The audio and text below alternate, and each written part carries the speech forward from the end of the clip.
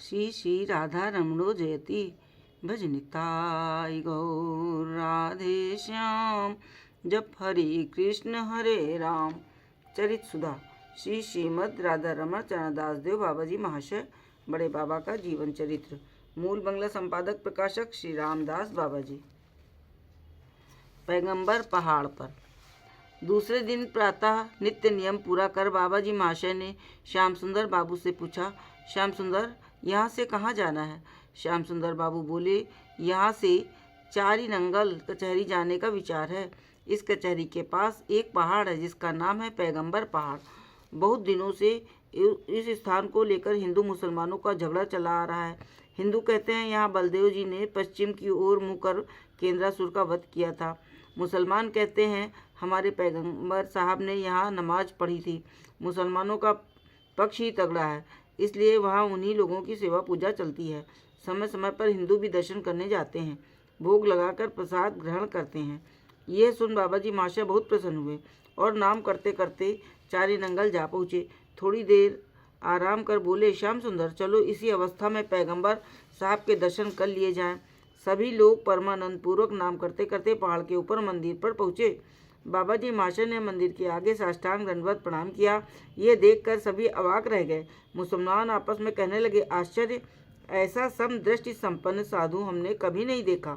कुछ देर बाद बाबा जी महाशय ने एक पुजारी मुसलमान से पूछा, भाई ये किसकी मूर्ति है? पुजारी जी, इस विषय में हिंदुओं के साथ बहुत दिनों से हम लोगों का वाद विवाद चला आ रहा है। हिंदू कहते हैं कि केंद्रासुर का वध करने के समय बलदेव जी इस प्रकार घुटनों के बल बैठे थे। हम कहते हैं कि हमारे पैगंबर साहब नमाज पढ़ रहे हैं, उन्हीं के नाम पर ये पहाड़ का नाम पैगंबर पहाड़ पड़ा है। अतः हम लोग सेवा पूजा करते हैं। हिंदू लोग बीच बीच में दर्शन करने आते रहते हैं। बाबा जी महाशय ने ये सब सुना और प्रसन्न होकर कुछ मिठाई मंगवाकर मूर्ति को भोग लगाया और प्रसाद ग्रहण किया। साथियों ने अधरा मत लिया। इस पर जगदीश बाबू बाबा जी महाशय से कहने लगे, आपका यह कार्य मैं कुछ उचित नहीं समझता, क्योंकि आप जैसा आचरण करेंगे दूसरे लोग भी बिना सोचे समझे वैसा ही करेंगे। गीता में भगवान ने कहा है, यद यदा चरित श्रेष्ठ तद देवेतरो जनः सा यत प्रमाणम कुरुते लोक दनु वर्तते। बाबा जी, क्यों आप जब इन्हें बलदेव मानते हैं तब इनका प्रसाद लेने में क्या दोष है? जगदीश, बलदेव तो हैं, पर यमुना ने जो स्पर्श कर लिया है, अस्पर्श द्वारा स्पर्श हो जाने पर जब तक अभिषेक नहीं होता तब तक ठाकुर शुद्ध नहीं होते और तब तक उनकी सेवा पूजा भी निषिद्ध मानी जाती है। बाबा जी, इसका मतलब यह है कि नीच जाति के स्पर्श से भगवान अपवित्र हो जाते हैं। खूब। एक सामान्य नीच जाति वाले व्यक्ति के स्पर्श से जो अपवित्र हो जाता है वो घोर पापी, पतित और पाखंडी का उद्धार कर सकता है। ये कैसे स्वीकार किया जा सकता है?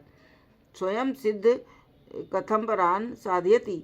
फिर आपके मत से यवनों के सृष्टिकर्ता और हिंदुओं के सृष्टिकर्ता अलग अलग हुए, क्योंकि जो यवनों की सृष्टि करते हैं वो ब्राह्मणों की सृष्टि कैसे कर सकते हैं? जगदीश, तो क्या आप जाति भेद को कुसंस्कार कहेंगे? बाबा जी, जाति भेद की तो यहाँ कोई बात ही नहीं। हम लोगों की कैसी गलत धारणा है। हम अपनी जाति कुलगत दलबंदी को भगवान तक पहुँचा देते हैं। भक्ति मार्ग की बात तो दूर, स्वाभाविक राज्य की बात ही विचार कर देखो। यदि भगवान में भी स्पर्श दोष या जातिगत विचार रहा तो उनकी भगवत्ता ही कहाँ रही? तब तो भगवान यदि कृपा कर किसी भक्त के यहाँ जाना चाहें तो उन्हें किसी परिचित व्यक्ति को अपने पास रखना होगा, क्योंकि यदि वो भूल से किसी यवन के घर चले गए तो किसी हिंदू के घर नहीं जा सकते। हम केवल मुंह से ही उच्चारण किया करते हैं। अपवित्र पवित्रो वा सर्वावस्थां गतो अपि वा या स्मरेत पुंडरीकाक्षम सा वायाभ्यंतरम शुचि। सोचिए तो सही कि जिसका एक बार नाम स्मरण करने से आदमी भीतर बाहर पवित्र हो जाता है, वो किसी के स्पर्श मात्र से अपवित्र हो जाए। जगदीश, उनका नाम लेने से ही तो पवित्र होते हैं, पर यवन उनका नाम कहाँ लेते हैं? बाबा जी, आप किस नाम को भगवान का नाम कहेंगे? क्या राम, कृष्ण, काली, दुर्गा, शिव, ब्रह्मा यही भगवान के नाम है? अल्लाह, खुदा, पीर, पैगंबर, यीशु, मोहम्मद भगवान के नाम नहीं है? ऐसी बात नहीं। शब्द ही ब्रह्म है। संसार में जितने शब्द हैं सब भगवान को प्रतिपादित करते हैं। स्पर्श दोष से जब भगवत अध्रामत नष्ट नहीं होता, तब स्वयं भगवान की श्रीमूर्ति यौवन के स्पर्श से अपवित्र कैसे होगी। भेद है प्रवृत्ति व्यवहार को लेकर। प्रत्येक जाति के भीतर ब्राह्मण, क्षत्रिय, वैश्य, शूद्र चारों वर्ण हैं। गुणों के अनुसार जाति का निर्णय हुआ है। यही भक्ति शास्त्र कहते हैं। सर्ववर्णे अतिते शूद्रा ये न भक्ता जनार्दने। अन्यत्र मिलता है चांडालो अपि द्विज श्रेष्ठो हरि भक्ति परायण। हरि भक्ति विहीनस्तु द्विजो अपि स्वचाधम। भगवान किसी के निकट बंधे नहीं हैं, वे तो भावग्राही हैं। जिस किसी में विशुद्ध भाव देखते हैं उसी को ग्रहण कर लेते हैं। देखिए, ये लोग उन्हीं के लिए अपने भोग विलास सुख ऐश्वर्य को त्याग कर इस पहाड़ी भूमि पर वास करते हुए उन्हीं की उपासना कर रहे हैं। उन्हीं की सेवा परिचर्या करते हुए विशुद्ध भाव से जीवन यापन कर रहे हैं। फिर भी इन्हें हम साधु कहने को तैयार नहीं।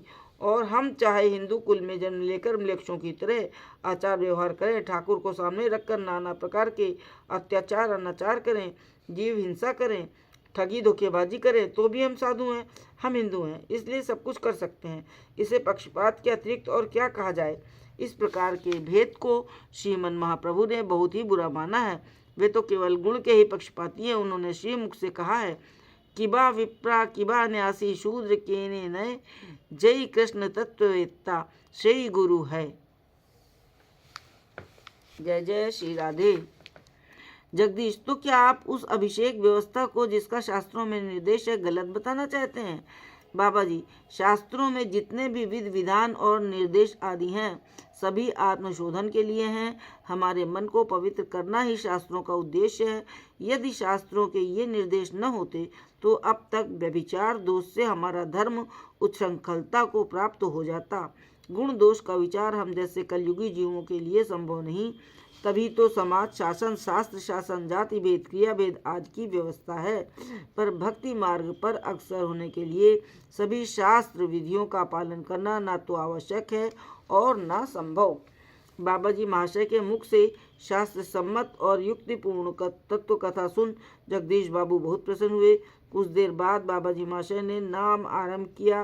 कई मुसलमान शांत भाव से इतनी देर उनके मुख से तत्वालोचना सुनते रहे और जब नाम प्रारंभ किया तब निश्चल भाव से एकाग्रचित हो नाम सुनने लगे। सब लोग मंदिर परिक्रमा कर नाम करते करते पहाड़ के चारों ओर देखने लगे। बहुत देर घूमने फिरने के पश्चात और उस स्थान के मुसलमान सेवकों को अपने व्यवहार से पसंद कर नीचे आए। चारीनंगल कचहरी में विशेष प्रकार से भोगराग की व्यवस्था हुई थी। बाबा जी महाशय और उनके साथियों के वहां पहुंचने पर ठाकुर जी को भोग लगाया गया। सबने स्नान आदि के पश्चात महाप्रसाद ग्रहण कर विश्राम किया। जय जय श्री राधे। जय बड़े बाबा की।